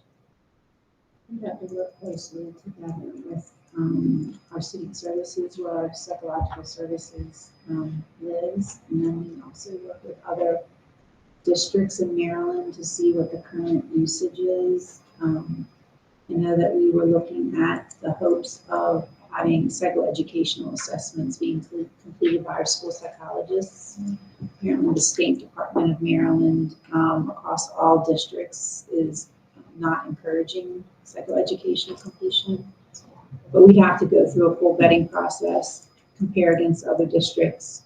We'd have to do pricing and research-based study to vet out which are the current most appropriate for academic and cognitive functioning, et cetera, and then come back and determine how many we would need, and then likely go through a budget enhancement request for switching to something new. But the 4 is so old. It's an outdated test. Talk about cultural bias, some of the stuff in there, some of the stuff kids don't even know what it is. Time-wise, like just from, it's. It's not culturally relevant anymore. It's like 12 years old. Childfind recently moved to the Battelle for developmental process because the Brigance was pretty outdated developmental process as well. And so we did that kind of, me and one of our supervisors, we worked on it, really just getting feedback from the rest of the Childfind district, what other Childfind departments are doing throughout Maryland. And so what I think, I know I've had conversations with our new supervisor of school psychology, and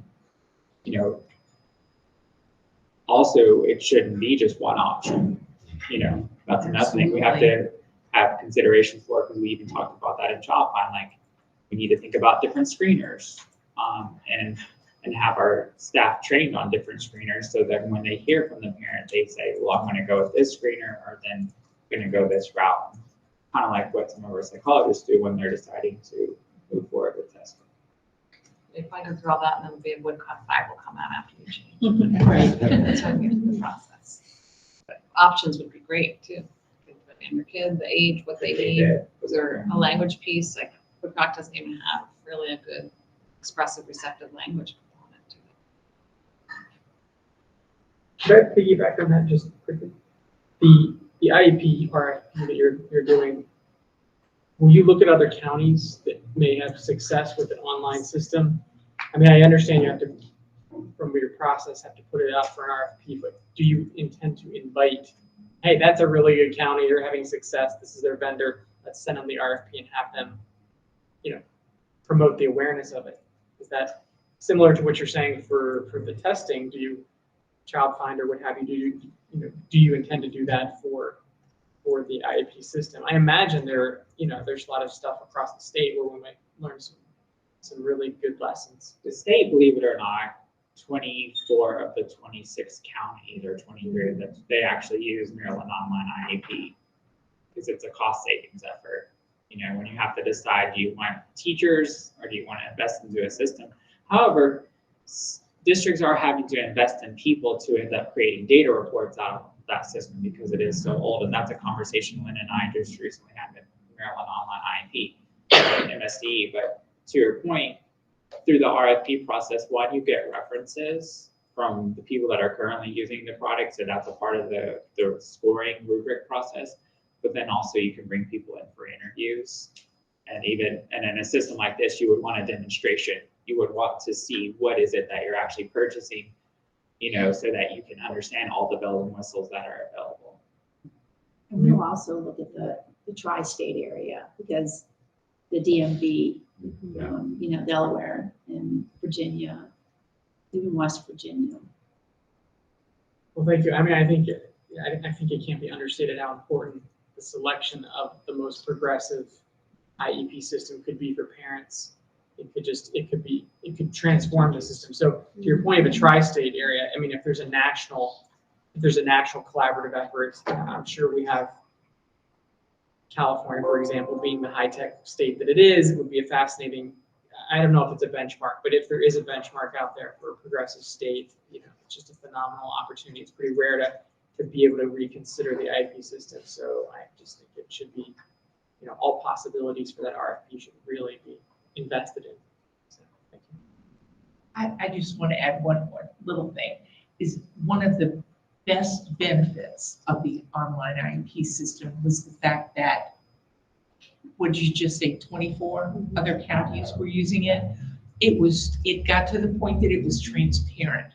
A kid going from Washington County to Frederick County, we had a guy in each IT department press buttons, and all of a sudden we had all the information, which was wonderful. Didn't start out like that, and I don't think Montgomery County still does it. But What? No, we use MIP, but we were one of the last holdouts. yeah, they were.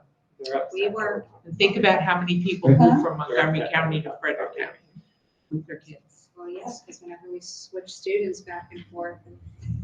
Yeah, I mean, I think though, that's where, that's the hiccup. But then, every district still has a responsibility to ensure that just because another county wrote an IEP doesn't mean that it's legally compliant.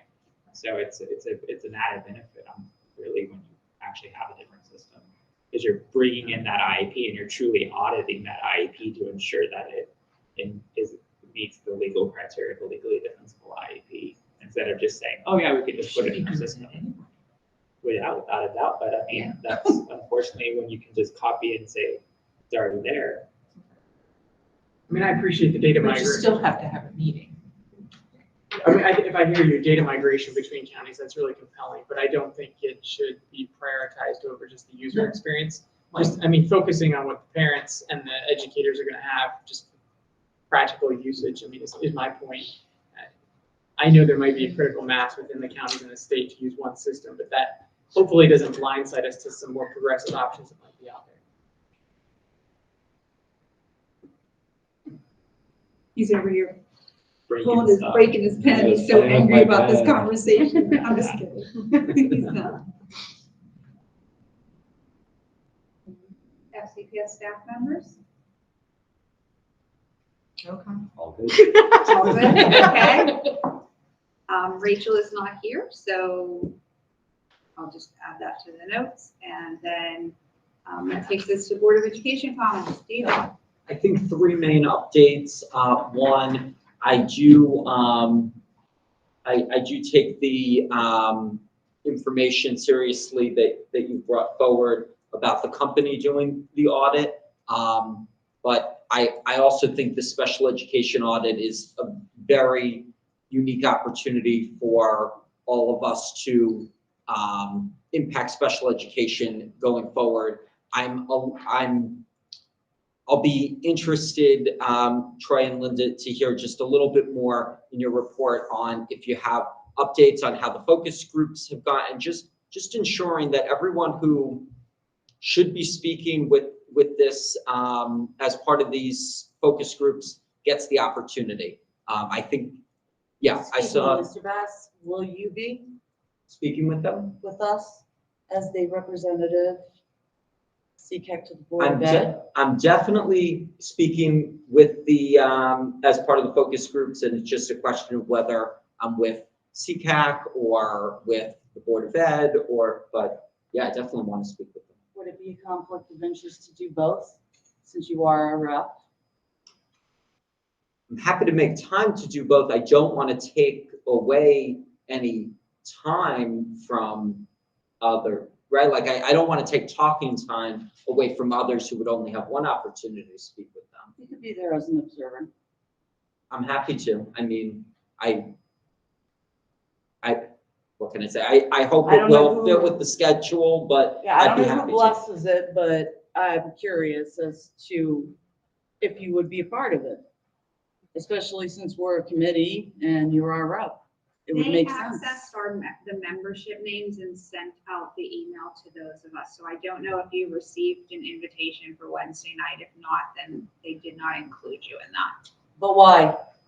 Why did they not? include Well, you? It was voting members. I also want, it's terrible to acknowledge this so public, but I feel like I'm definitely behind in my emails. And so let's not assume that I didn't get the invite. I will double check. Let's not assume that I didn't get the invite. Not at all. I know, right? I'm just curious. Yeah. I do think I saw in there that it said voting members somewhere. Yeah, that's one what I of thought. the emails or something. So there's a decent chance he didn't get that. Well, regardless of whether it says voting members or not, he's still our liaison. Absolutely. So I'm just, again, curious. I'm sorry, Dr. Chambers. No. Do you have an answer to that? I'm sorry. What's the question? I'm sorry. So will Mr. Bass be involved with Yes. us? Well, not with Hopefully CCAC, that's- but he has an opportunity to be a part of a focus group for the board members themselves. They're doing their That was what my question was, Well- as the representative. While it may not be the point that you're trying to make, if it's this Wednesday, Yes, I it do have is. I have a work obligation that Okay, would have that's- prevented me from. That was the answer to my question. Would you be involved? Thank you. 2 more points. I really think that there's going to need to be and should be strong advocacy from CCAC to preserve special education funding in the budget.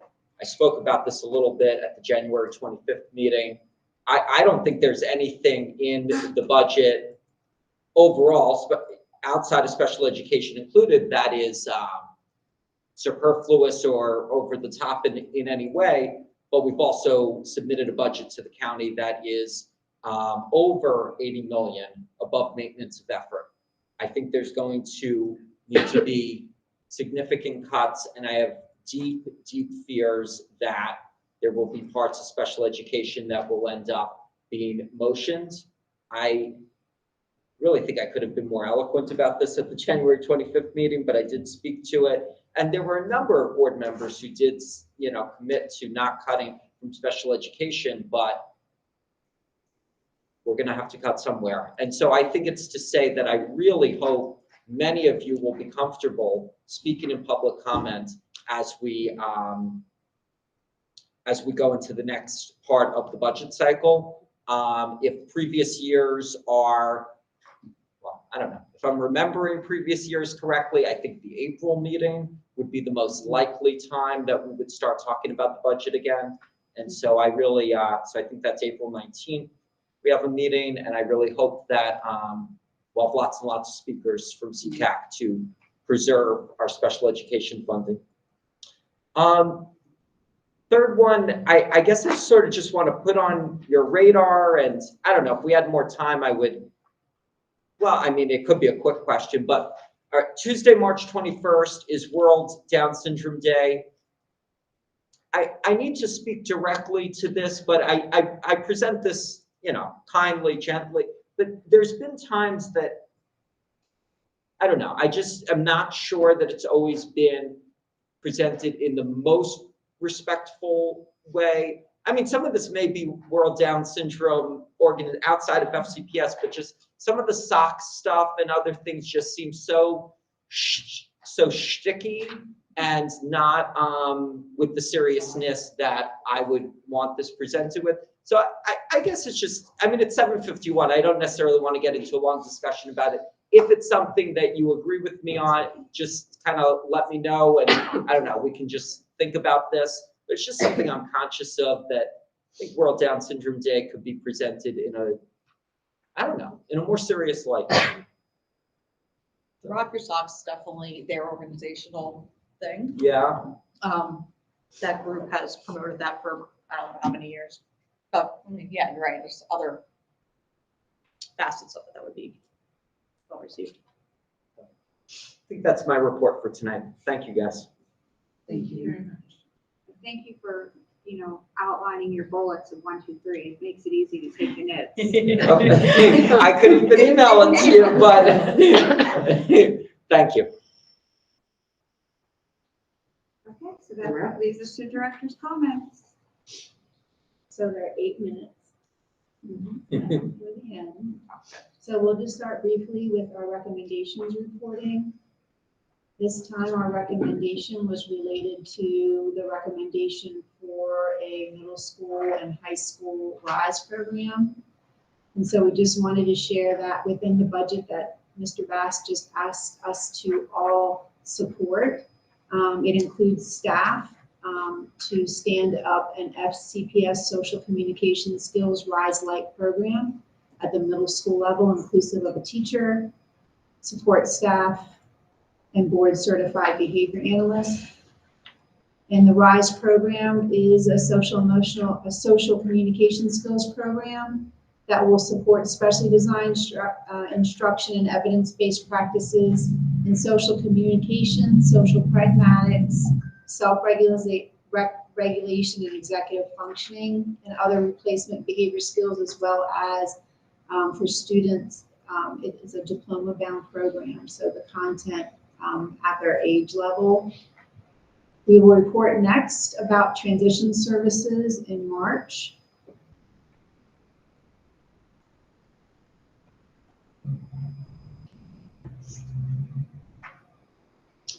The two special ed work group presentations that had occurred this past Wednesday and on February 8th are linked here.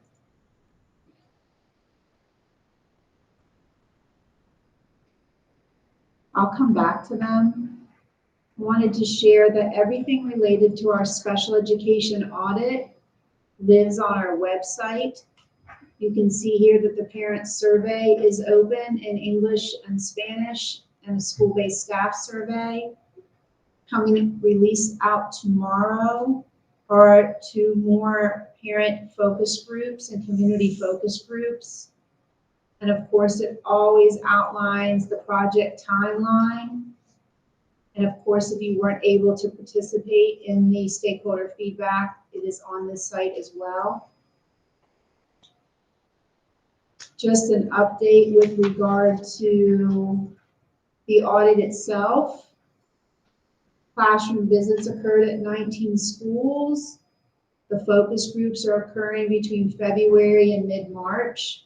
You saw the survey is open and it closes on March 10th. And there is a virtual student record review with school-based staff on February 28th and March 2nd.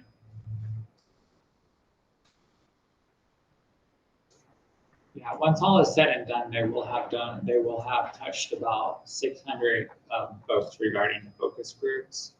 The record review is an in-depth process where teachers get to talk about the IEP so that they can calibrate amongst the 75 IEPs that they audited.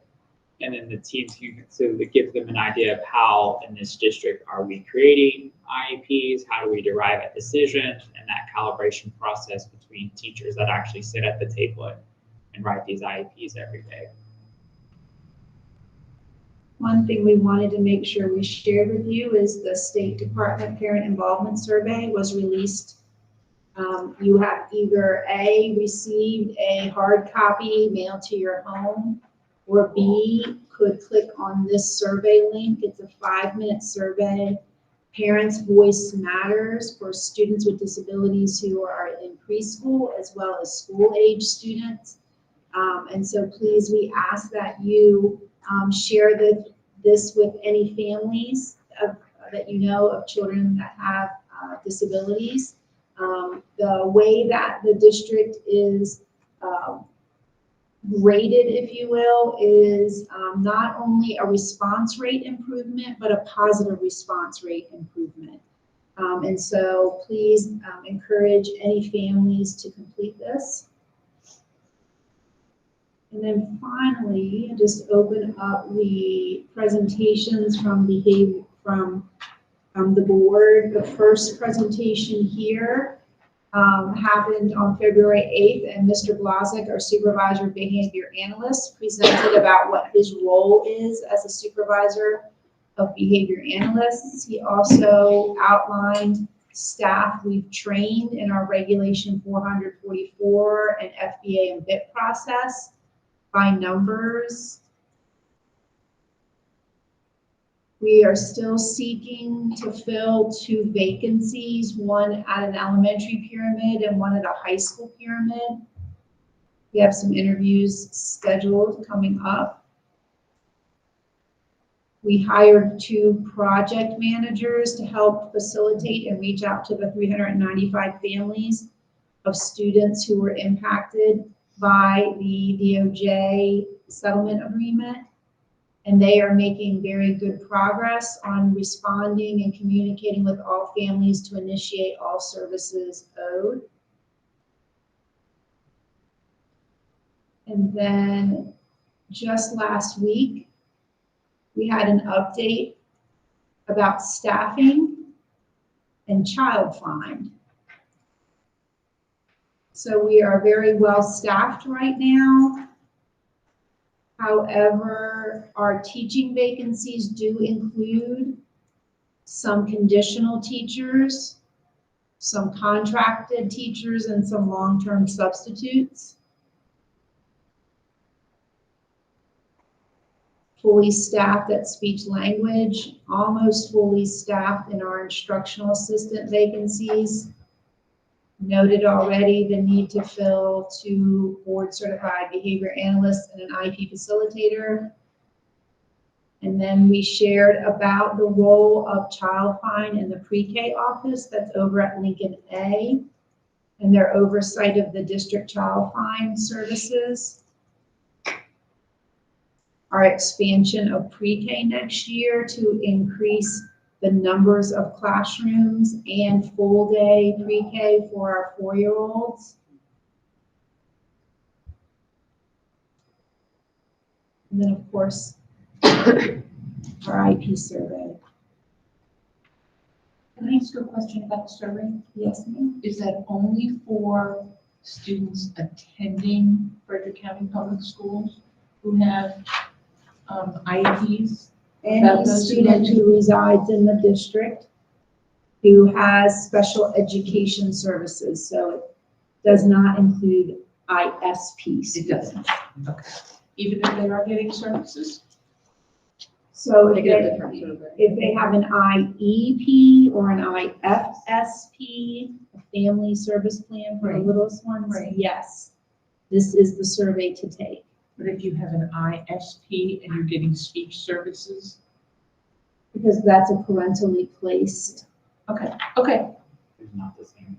And real quick, I forgot to say this during our, we're gonna also set up a table at the CCAC fair with laptops to encourage them to do it live.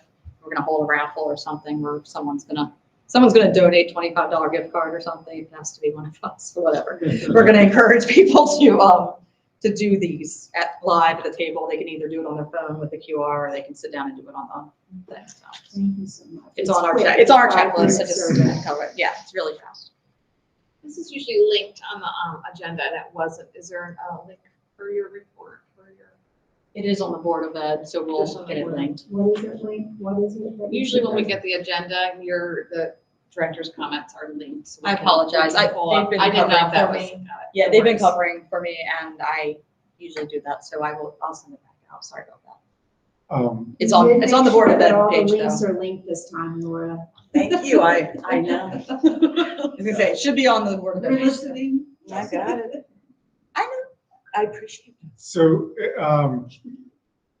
I've been slacking, I haven't followed up myself, but last year, Marco's name refreshed it in my mind.